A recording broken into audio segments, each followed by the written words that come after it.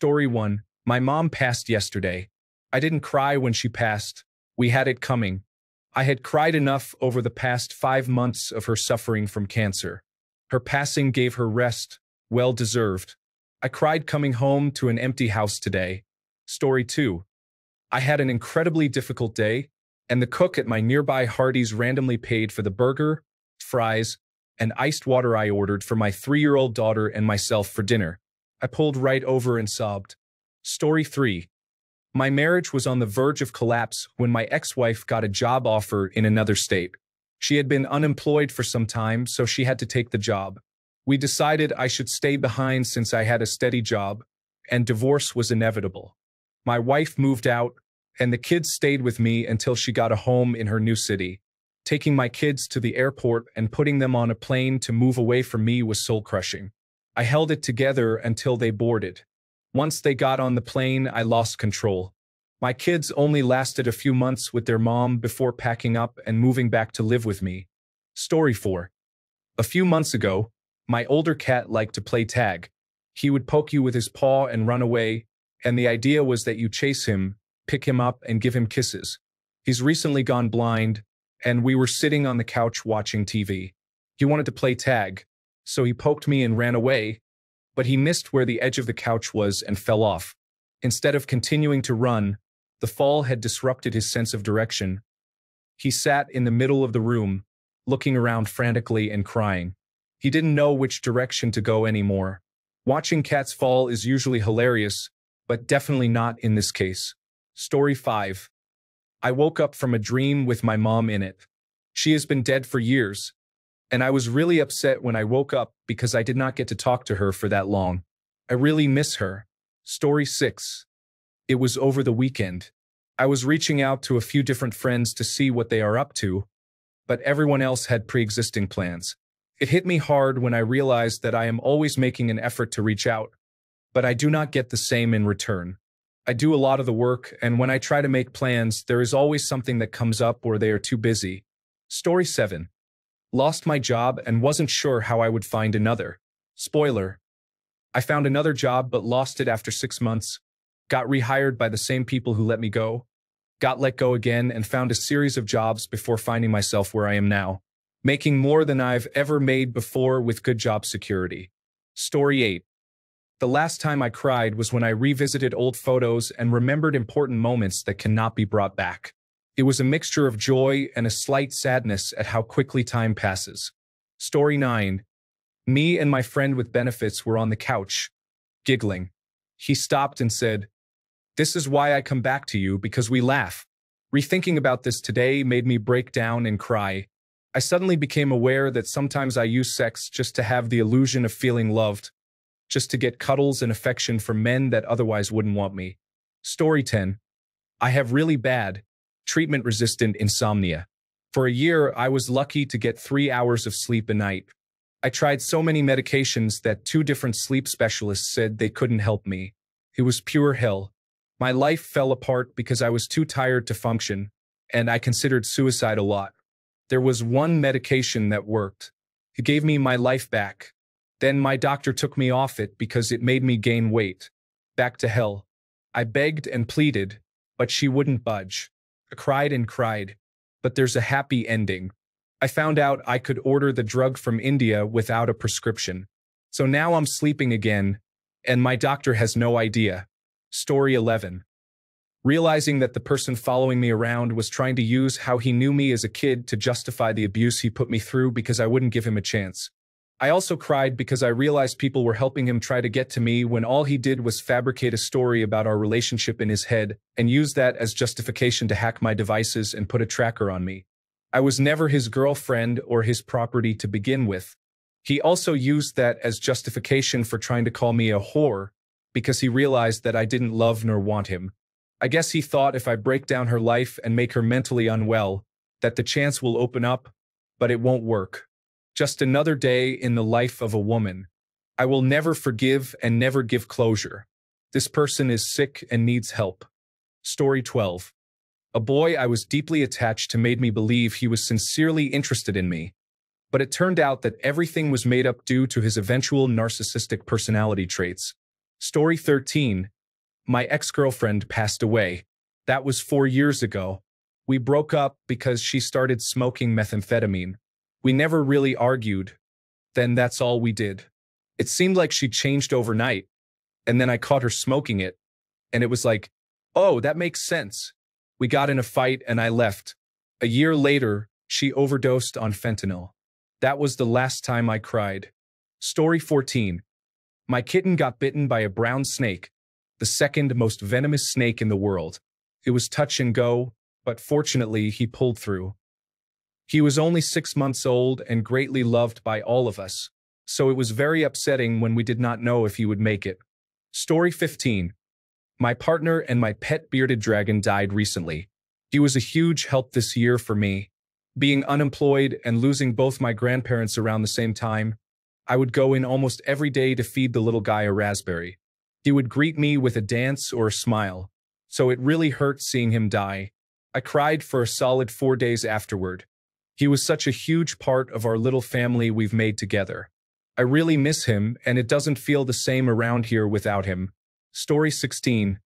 I have cried 3 times today. Once for a colleague who put his dog to sleep yesterday. I've never met this dog, and my colleague works in another town.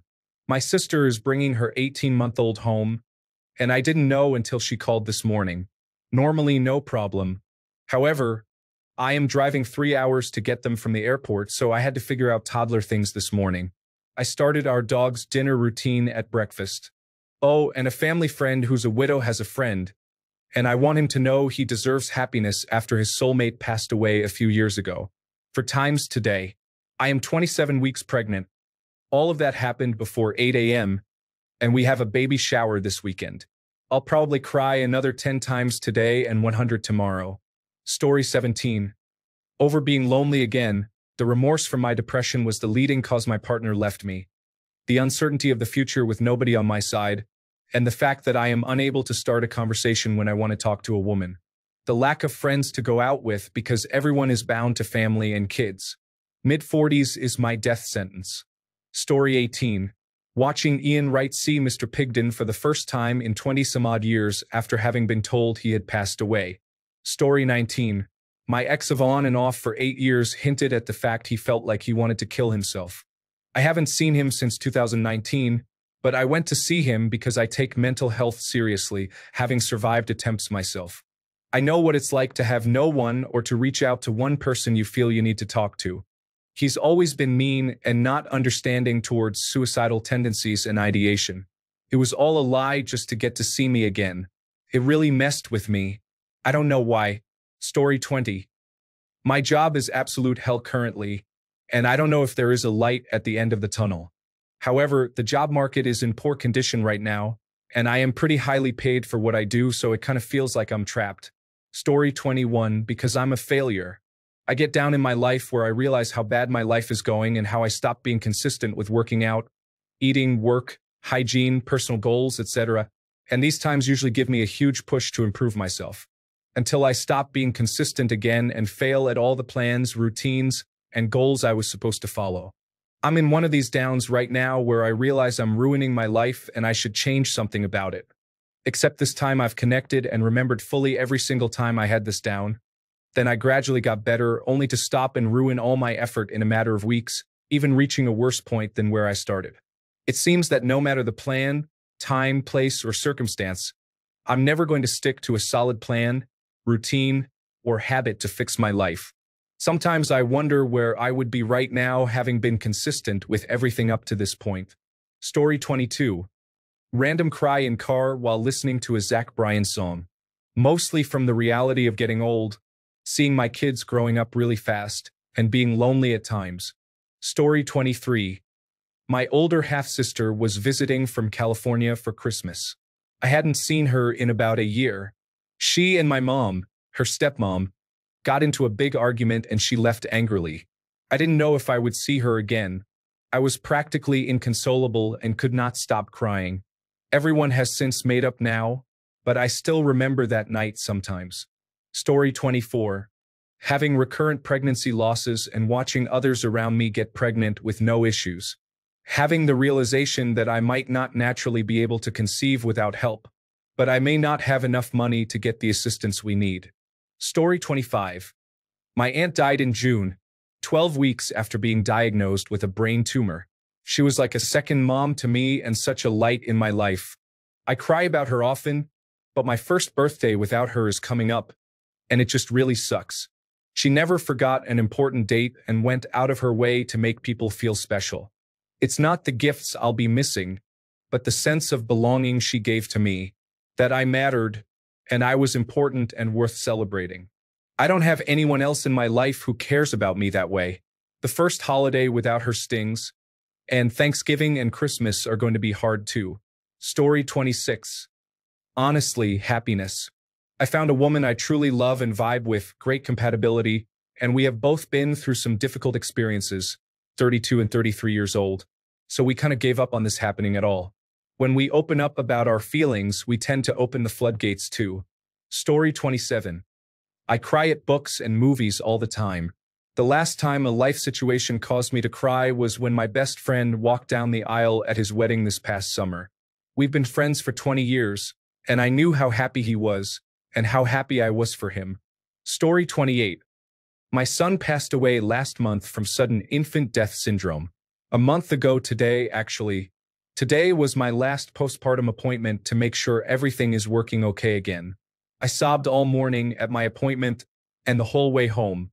I cry every day since my son died, but today was exceptionally hard. Story 29. Weed. I have had a few days off and smoked some weed, listened to some music, and I cried all the, well, at least a bit of the shit of the last years off of me. Feels great to be able to just weep sometimes. Story 30. Annoyed over the fact that my husband says no or denies everything I say. I can say, the sky is such a beautiful blue today, and he'll reply, no, it's not really blue, it's blah blah blah.